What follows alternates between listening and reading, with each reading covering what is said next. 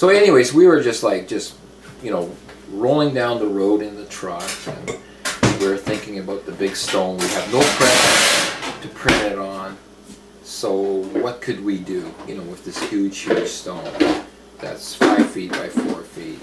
So we thought, we'll take it to Ottawa and get it cut in half perfectly, and we'll have like a great printing stone.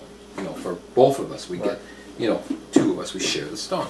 So we took it to a stone cutter in Ottawa, and they were called drawers, and they picked it up with calipers and dropped it. And it broke into like 30 pieces. Oh my God. And we were like, whoa! They said, don't worry, we're going to glue this thing back together.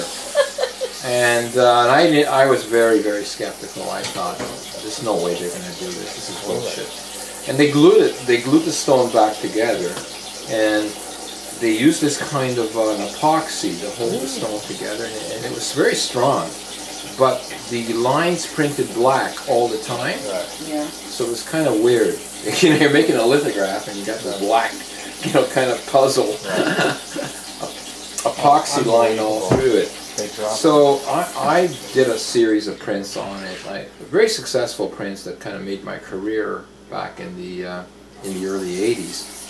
And then a lot of the support, on that stuff? Yes, and then a lot of the support stones that were 5 feet by 2 feet, and they kind of scalloped and tapered.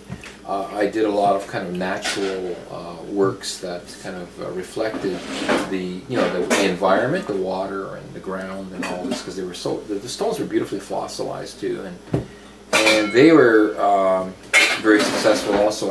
I showed them the prints, the finished prints at the Windsor Art Gallery back then, a complete kind of show, which also gave me a lot of credibility as a printer. And then of course a lot of that work went to Paris and England, and so the Bonter's quarry was very good for me.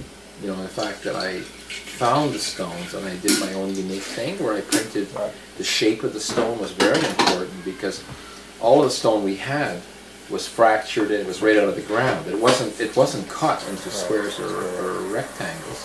It had a organic shape, and you could call it the footprint of the stone was always on my paper, and that was very important, because that's the only way I could relate to the lithostone. I couldn't relate to the lithostone as a process that,